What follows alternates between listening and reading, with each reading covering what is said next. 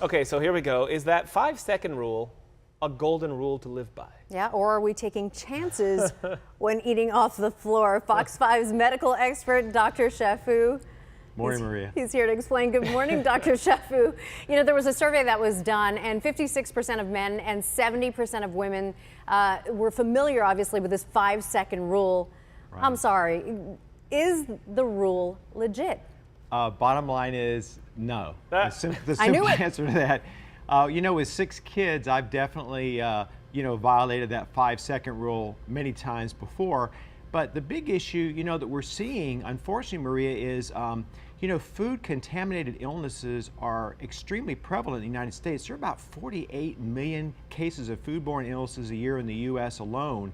And there are about 130,000 people that get hospitalized and about 3,000 deaths. So, you know, researchers at Rutgers decided to look at this issue of 5-second rule. Is it okay to put something on the ground of the food and pick it up after 5 seconds? And so they compared basically 4 different food groups. They looked at watermelon, they looked at bread, they looked at bread and butter, and they looked at gummy candies. And they compared it with 4 different contact surfaces that you'd typically find in your home: stainless steel, tile, wood, and then carpeting. And they had those foods actually had been already, the food surfaces where the contamination was going to be, they'd already grown out an organism that is very similar to a salmonella bacteria. Ew. And they allowed it to dry on those surfaces, and then they dropped the food for various periods of time, these different foods on these different surfaces, to find out what about this 5-second rule. And they found out some interesting data. They found that basically that the food that was dropped on these surfaces in 5 seconds grew out anywhere from 150 to 8,000 bacteria in 5 seconds. 30 seconds, 10 times that amount, and so on.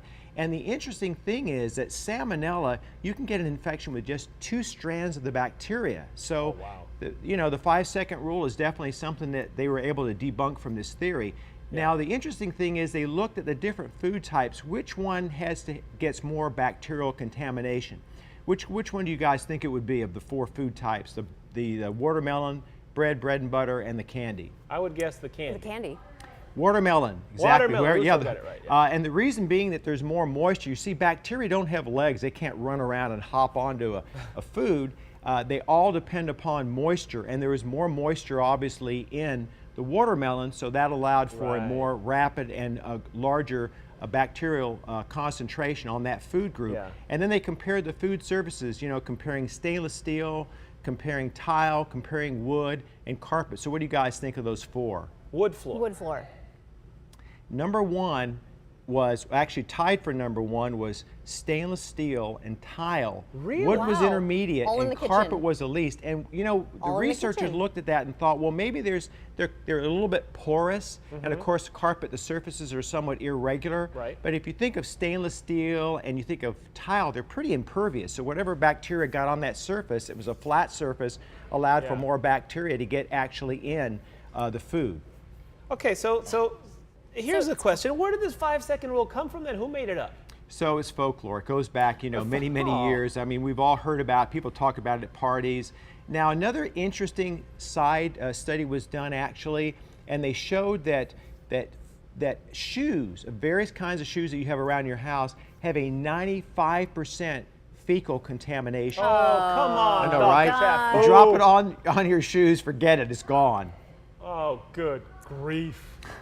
Well, put down your Cheerios, put down folks. Yep. Right now. Here's the deal. Earlier, I answered gummies because, get this, see if this is healthy. When I was in middle school, there was a trend. It was short-lived, it did not last, but we would take our gummy bears, lick the back of the gummy bears, and put it on our shirts. I don't know, it was in my school. I don't know if it was just us or what. No, it's just That's you. gross, right? Well, that the moisture, gross. Listen, the bacteria love that moisture, so you were helping out that bacterial contamination. So any contact, basically, Dr. Chaffoo, right? Exactly. Are you Well, grossed thank out you. now? I'm a little grossed out, but you know what? I'm happy you cleared it up for us. Dr. Chaffoo, thank you for enlightening us. So, 5-second rule. I was right. You know, Debunked. mothers, don't touch it. No. It's on the ground. All right, Brad, to the kitchen we go, where we hope it's clean.